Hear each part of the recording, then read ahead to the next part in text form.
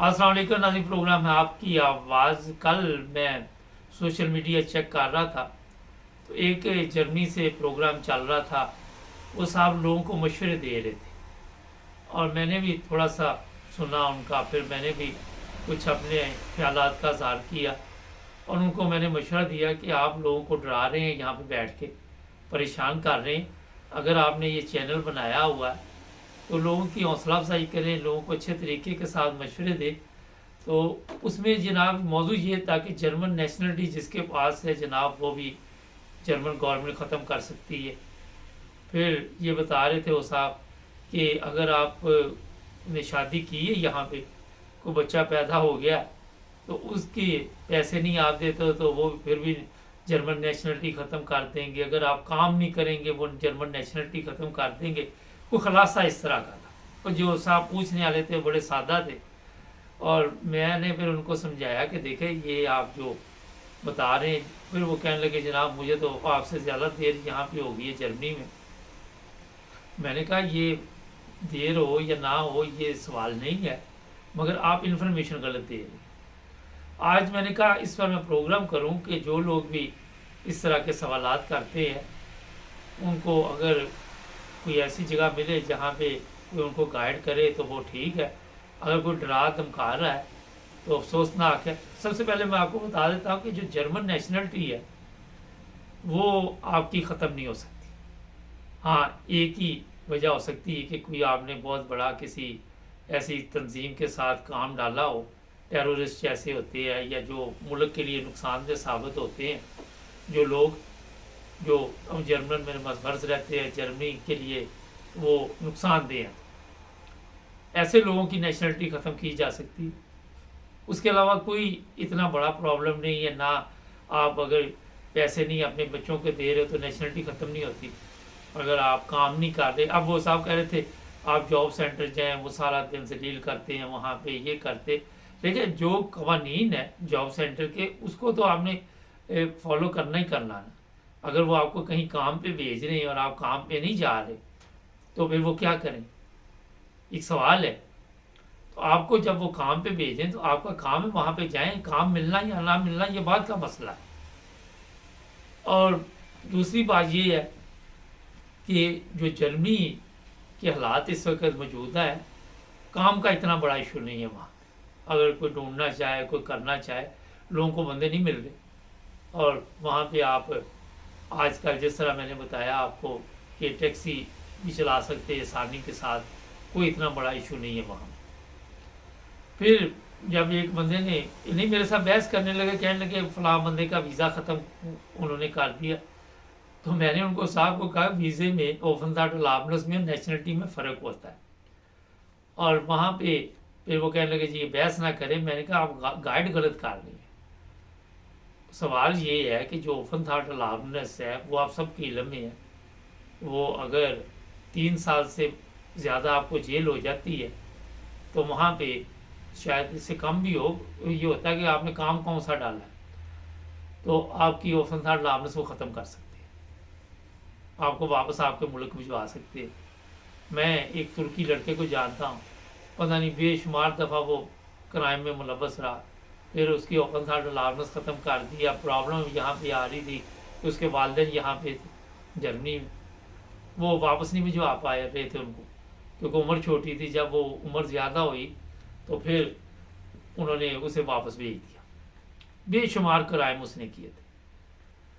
सवाल ये है कि जब आप अमन के साथ उस मुल्क में रहेंगे जिस मुल्क की नेशनलिटी आपने ली, मेरा ख्याल इन साहब को ये भी नहीं पता होगा कि जो नेशनलिटी देते हैं जब मिलती है नेशनलिटी तो वहाँ पे ये लिखा जाता है कि हम मुल्क के कवानीन का एहतराम करेंगे और इसी के मुताबिक चलेंगे।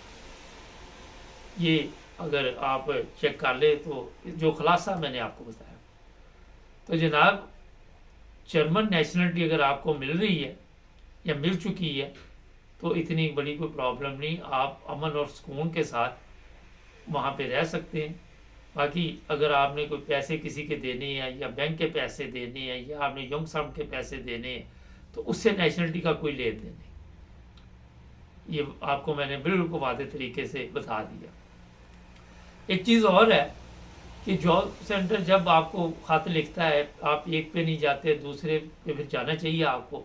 उसमें लिखा होता है पीछे कि क्या कवानीन है, और उसी के मुताबिक फिर उनको चलना पड़ता है। बाकी आगे कोई बंदा अच्छा बैठा हुआ तो वो आपका कोई इतना बड़ा मसला नहीं बनाता, मगर जब आप बार बार उनको तंग करेंगे तो वो फिर ज़ाहिर है आपको भी तंग करेंगे। जब उन्होंने पैसे आपको देने हैं तो फिर ज़ाहिर है आपको उनकी बात भी माननी पड़ेगी।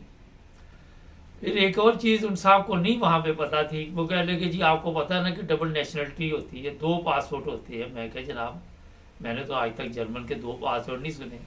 नहीं जी 2 नेशनलिटियाँ होती हैं।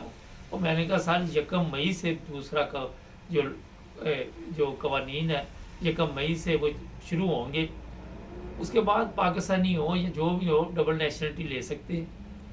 और जिन लोगों ने ली हुई है उन्हें भी दोबारा एप्लीकेशन देनी पड़ेगी और डिक्लेयर करना पड़ेगा सब कुछ, उसके बाद ही वो पाकिस्तानी नेशनलिटी वापस ले सकेंगे। जब जर्मन की तरफ से डिक्लेयर आप करेंगे तो फिर पाकिस्तान की एम्बेसी से जाकर वो पेपर आप देंगे कि मैं ये नेशनलिटी लेना चाहता हूँ। यहाँ पे आप किसी भी मुल्क का वीज़ा लेना चाहें तो वो फॉर्म पे भी लिखा होता है कि आपके पास कौन कौन सी नेशनलिटी है, 1 है या 2 है। जो लोग इंग्लैंड में रहते हैं, यहाँ होम ऑफिस में जब आप एप्लीकेशन करते हैं यहाँ रेजिडेंट परमिट के लिए, तो उस पर भी लिखा होता है कि आपके पास किस किस मुल्क की नेशनलिटी है। तो जो कवानीन अभी शुरू ही नहीं हुए वो भी उनको बताए जा रहे थे कि ये हो सकता है वो हो सकता है।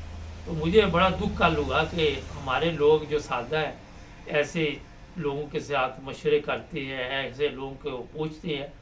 मैं कोशिश कर रहा हूँ कि जल्दी हम भी सोशल मीडिया पे टिकटॉक पे ऐसे प्रोग्राम शुरू करें जिस पर लोगों के लिए कोई फ़ायदा हो, मशवरे दें, ऐसे कोई भी सवाल हो वो करे, उसी वक्त हम जवाब दें। जब मैंने उन्हें कहा कि यहाँ पे आप लोगों को परेशान ना करें तो वो गुस्सा कर गए, और जो होस्ट थे वो भी कहने लगे नहीं ऐसी बात नहीं। मैंने कहा जो इनकी बातें हैं इतनी तल्ख है कि यहाँ मैं सोच भी नहीं सकता कि लोग आपसे आके मशवरा इस तरह का मांगें। जर्मनी में या यूरोप में या दुनिया भर में आपको पता है कि हर तरह के लोग होते हैं। कई बेचारे बड़े सादा होते हैं, वो जो पूछने वाले थे वो भी ऐसे ही सादा आदमी थे, और फिर ऐसे सादा लोगों को इस तरह गुमराह करके उनको परेशान करना, उनको डराना धमकाना और बताना कि मैं बहुत कवानीन जानता हूँ। अगर आप यूरोप में आके भी सेफ नहीं, महफूज नहीं, मगर इनके कवानीन को तो आपने फॉलो करना ना। जो भी कवानीन है इंग्लैंड में है, आपको पता है इंग्लैंड में भी जो भी लोग बेनिफिट लेते हैं उनको हाजिरी लगवानी पड़ती है। यहाँ पे तो ज़्यादा सख्त हो गए। मैं 1-2 लोगों को जानता हूँ, महीने में 3-3 4-4 दफ़ा उनको बुलाते रहते कि आप आओ यहाँ। तो जब आप काम करेंगे, इनके ऊपर बोझ नहीं डालेंगे तो आपको कोई खत नहीं लिखेगा। हमें कभी कोई खत ही नहीं आया किसी जगह से भी।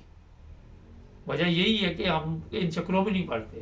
तो आपको मशवरा ये है कि जो आप सोच रहे हैं कि फारग बैठकर ज़िंदगी गुजारें, वहाँ पे स्कूल में जाएं, कॉलेज में जाएं, कोई काम करें, टैक्सी चलाएं, कोई ना कोई काम आप कर सकते हैं। जर्मनी कोई इतना बड़ा प्रॉब्लम नहीं है आजकल जर्मनी में काम ढूंढना।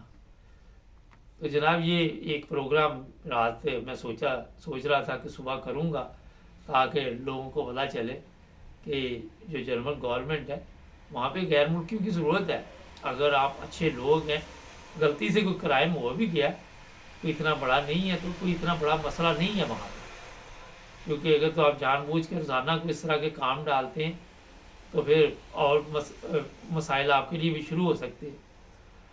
नाज़रीन हमारे प्रोग्राम को सब्सक्राइब करें, जुड़े रहे हमारे साथ।